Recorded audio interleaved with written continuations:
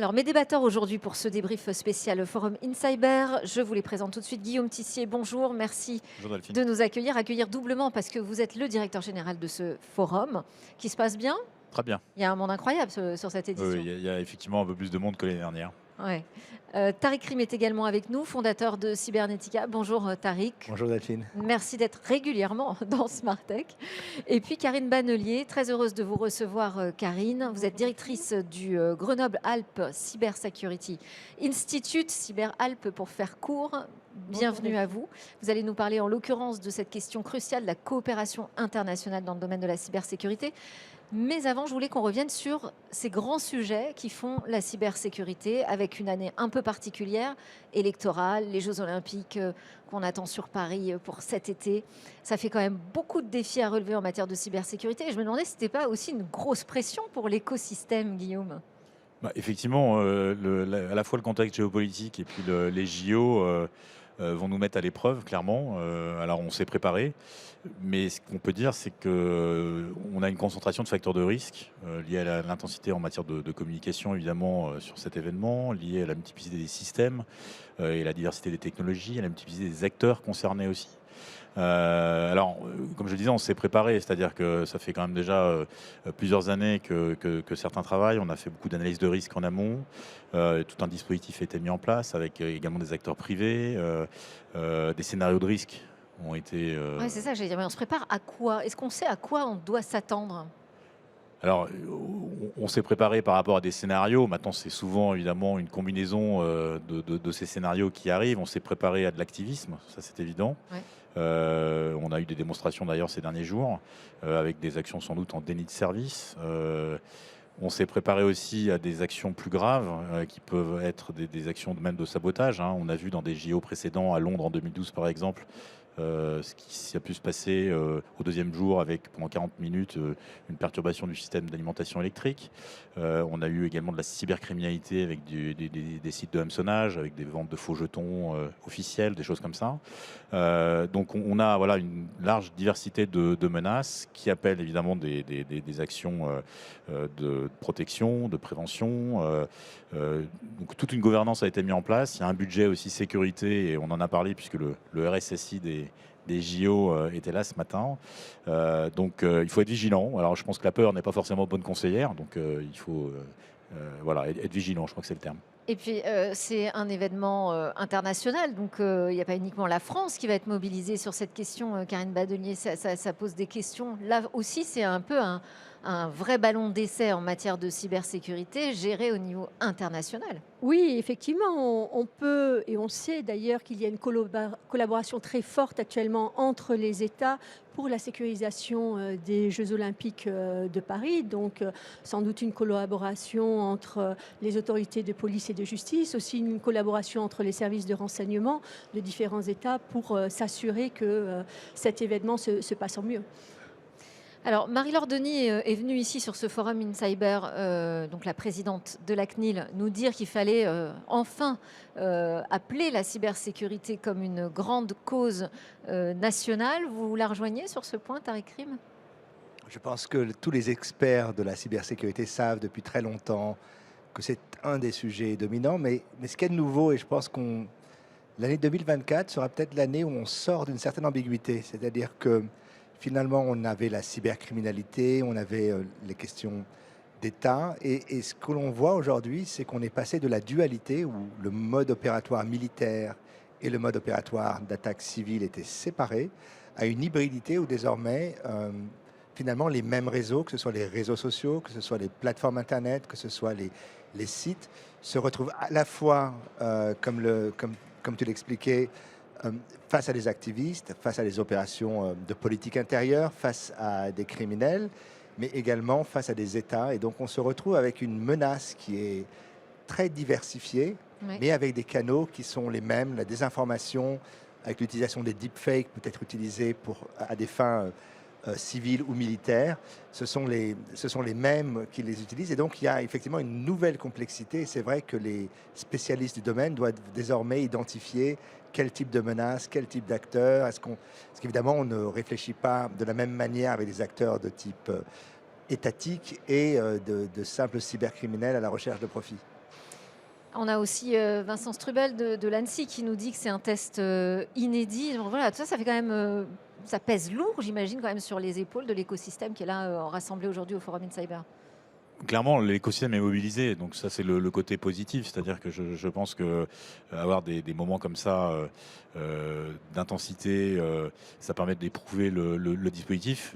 Il y a eu beaucoup d'entraînement en amont, ce qu'il faut dire, et je crois que l'entraînement est un sujet absolument essentiel. Quand on a une situation de crise à gérer, évidemment, mieux vaut être préparé, mieux vaut avoir des procédures.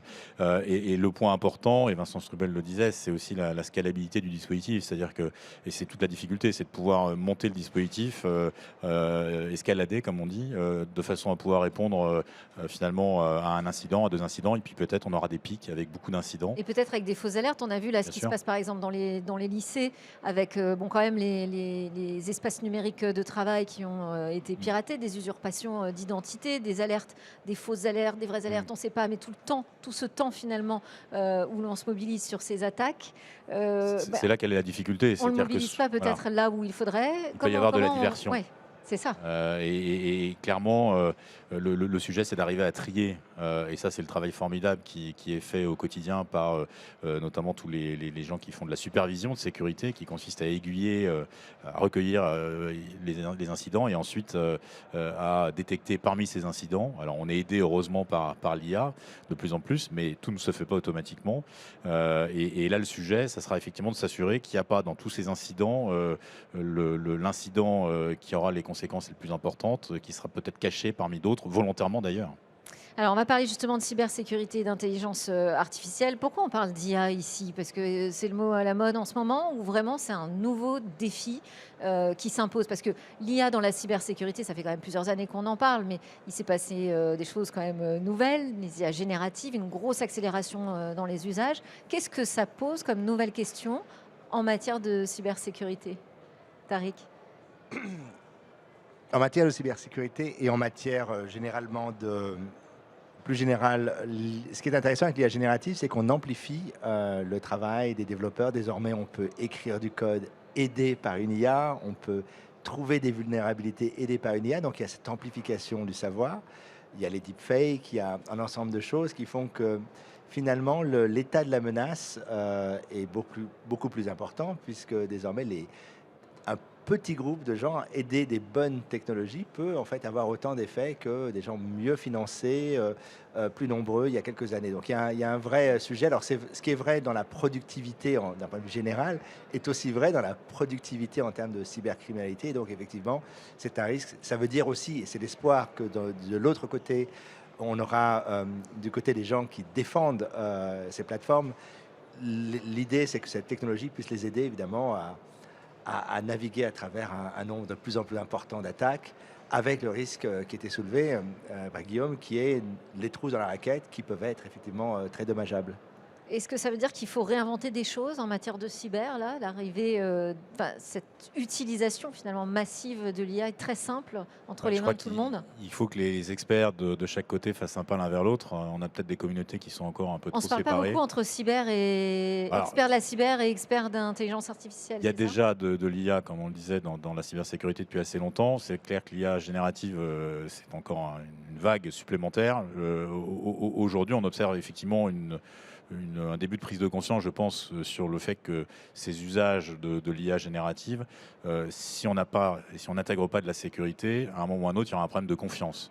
On a vu ce matin, par exemple, le témoignage de Mithril Security, qui justement est là pour fournir des IA sécurisées, garantissant notamment la sécurité des données qui sont injectées dans les IA. Et donc ce mariage, je pense, est assez indispensable.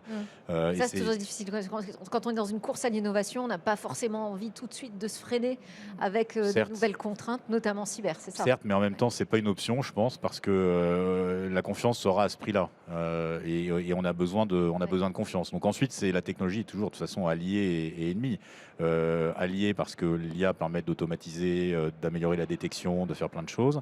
Et puis c'est l'IA potentiellement ennemi, au sens où, alors d'une part, il y a le shadow IA qui s'installe petit à petit dans les entreprises, qui peut, s'il n'est pas maîtrisé, maîtriser, porter des vrais risques, hein. On a des exemples de fuite de données, hein, générées par des déploiements d'IA individuels, quelque part, mal maîtrisés, hein. Tout à chacun qui utilise ChatGPT dans son contexte professionnel peut faire porter des risques, notamment s'il exporte des données à l'extérieur. Et puis après, c'est effectivement l'IA utilisée par les attaquants. C'est les attaquants visant spécifiquement les IA.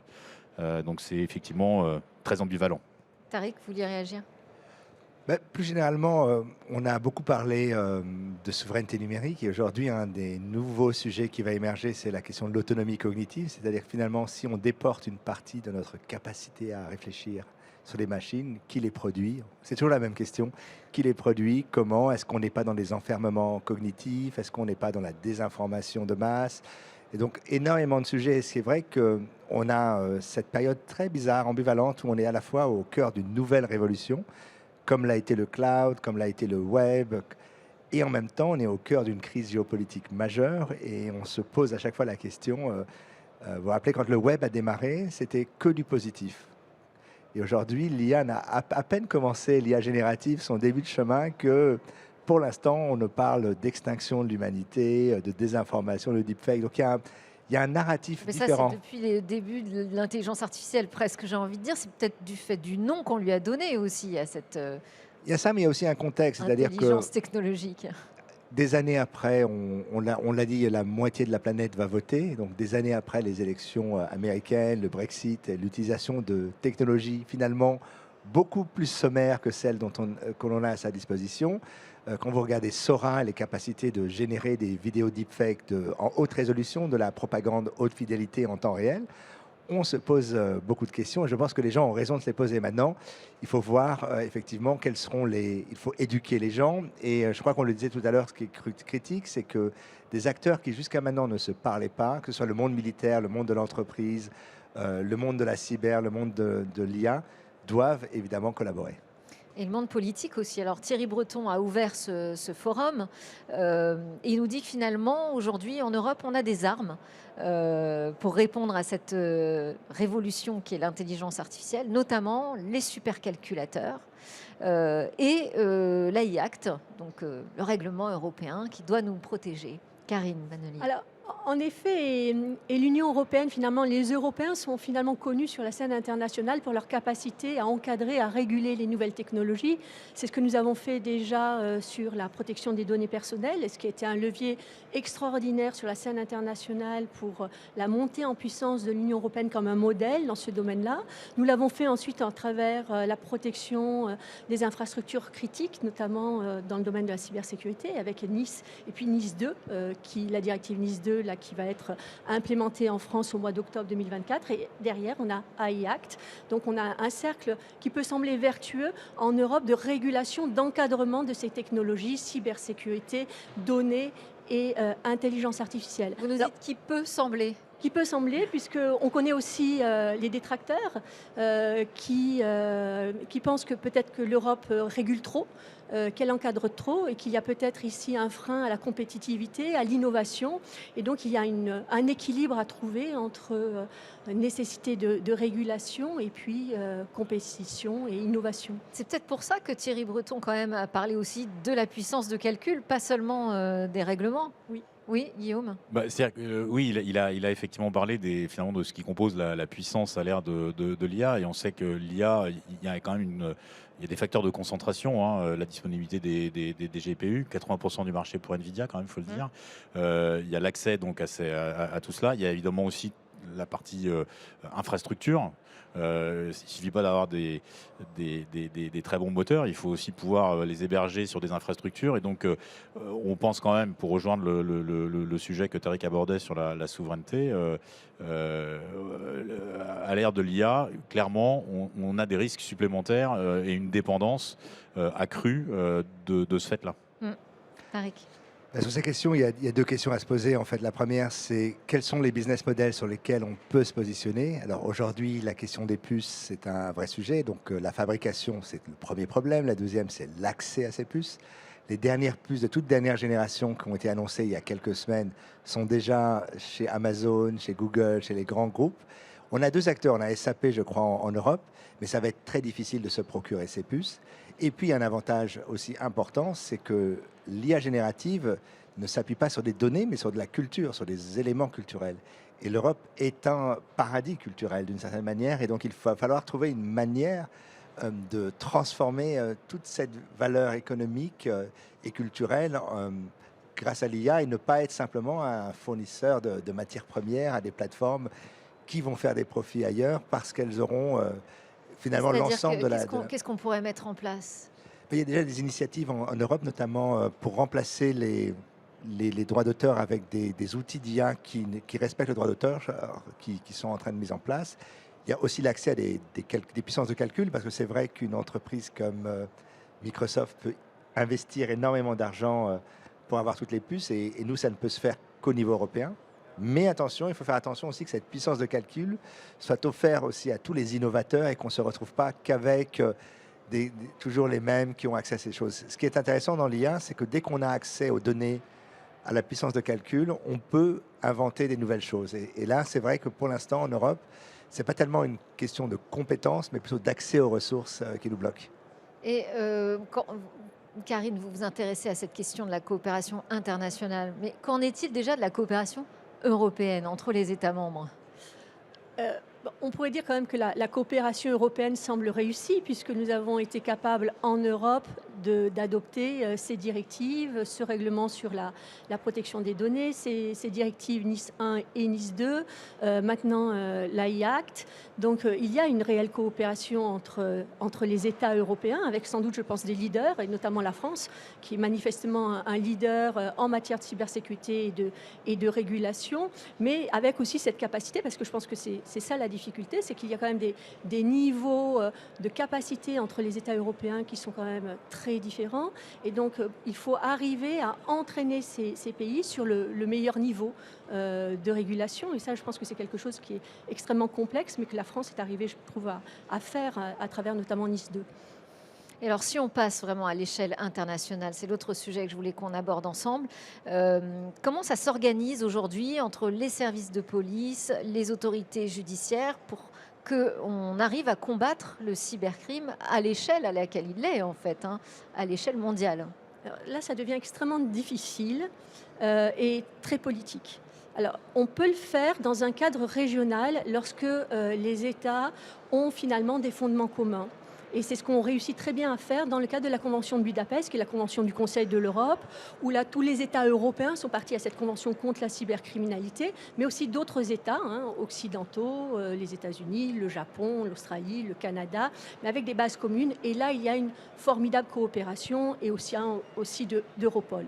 Ensuite, si on veut monter sur le niveau universel, là, les choses deviennent extrêmement complexes, puisque nous avons la Russie, nous avons la Chine, qui veulent combattre le modèle de protection des droits de l'homme européen et qui peuvent essayer d'utiliser cette lutte contre la criminalité internationale pour essayer d'avancer d'autres modèles qui ne sont pas compatibles avec nos propres protections des droits de l'homme. Guillaume Tissier. On peut citer un exemple de coopération réussie très récente, c'est l'opération Chronos en février. Europol, une dizaine de services de police et de gendarmerie à travers le monde. On a abouti, il y a eu 2 arrestations, 34 serveurs saisis et des serveurs importants, notamment le Mur, où le groupe Logbit publiait évidemment tous ces méfaits. 200 portefeuilles de crypto-monnaies saisis. Et donc ça, c'est une réussite vraiment très récente et qui montre bien que la coopération, lorsqu'elle fonctionne, permet de compenser quelque part l'asymétrie dont on parle toujours entre l'attaquant et le défenseur. Le défenseur qui connaît des frontières, qui a des règles juridiques, avec des cloisonnements évidemment entre les pays, et un attaquant qui, lui, ne connaît pas les frontières, coopère facilement, ne s'embarrasse d'aucune règle. Et donc, la seule solution pour finalement compenser cette asymétrie, c'est la coopération. Alors effectivement, c'est Jean-Philippe Lecouf qui est venu sur le forum parler de cette opération réussie notamment. Il y en a une autre, moi, que j'avais relevée, donc c'est cette réussite aussi, mais du côté plus anglo-saxon. C'est les États-Unis, la Grande-Bretagne et la Nouvelle-Zélande qui ont fait un front commun pour accuser la Chine, et en l'occurrence les groupes APT31 et APT40, sur la prolifération en fait de cyberattaques visant à faire de l'espionnage donc économique, géopolitique. Pourquoi on retrouve ces trois États ensemble sur ce sujet? Pourquoi l'Europe n'y figure pas? Des réponses, Karine?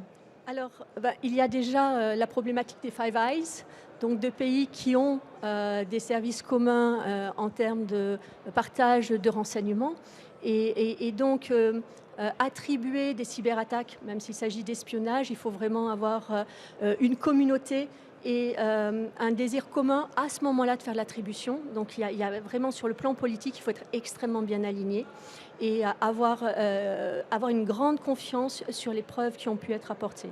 Donc ça c'est un point, mais ceci étant dit, ça ne signifie pas que le reste des États européens ne partagent pas ces attributions de façon informelle. Et effectivement, nous avons ici un énorme enjeu avec la Chine et la question du cyberespionnage. Tariq Rim. Oui, mais comme je le disais l'année dernière ici dans ce forum, l'Internet est en train de se fragmenter, Oui. avec d'un côté un espace de démocratie libérale, avec les États-Unis qui chapeautent tout cela, et de l'autre côté un nouvel Internet des dictateurs, avec la Russie, la Chine, la Corée du Nord, l'Iran, et la liste va sûrement s'allonger, avec cette protection qui est faite. Vous savez que aucune des grandes entreprises américaines ou européennes n'a accès au marché chinois, alors que TikTok, Temu, qui est l'équivalent maintenant de TikTok, mais en utilisant le e-commerce plutôt que les vidéos, ont accès et donc travaillent cognitivement ces populations. Et c'est également le cas sur les attaques cyber, l'espionnage, c'est que d'une certaine manière, on veut garder un Internet ouvert, puisque l'Internet a été créé pour ça. Et on a des pays qui non seulement ont fermé leur Internet aux autres, mais utilisent évidemment à mauvais escient cette ouverture. Et donc la vraie question qui se pose, c'est, on le voit avec le débat aux États-Unis sur la potentielle, pas fermeture de TikTok, mais en tout cas, on parle peut-être un rachat. Un rachat. Oui. Se pose vraiment la question ensuite de savoir quels sont les acteurs, sachant qu'il va falloir à un moment donné aussi sortir de naïveté. Quand des acteurs sont présents, ils le sont pour du commerce, souvent pour l'espionnage et évidemment aussi pour les opérations politiques.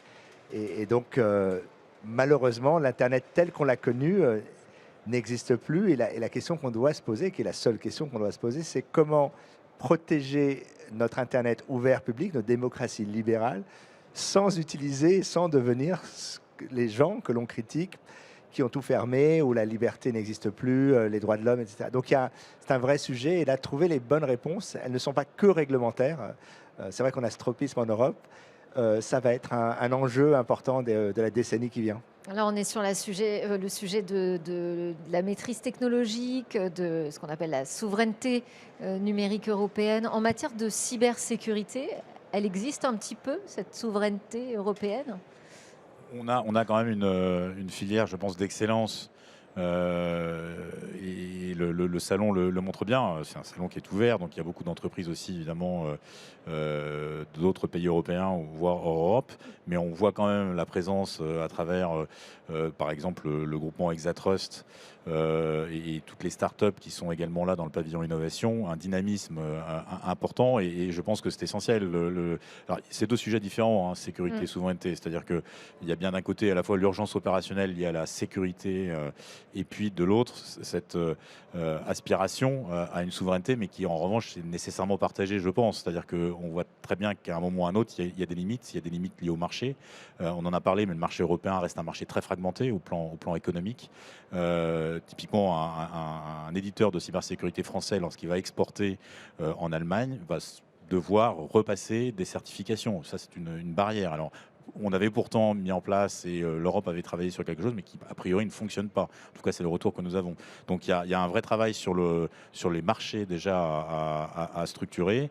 Et ensuite, je pense que cet écosystème, il est aussi limité par le fait que dès qu'on parle de cloud computing, on a évidemment une domination très forte de la part des hyperscalers.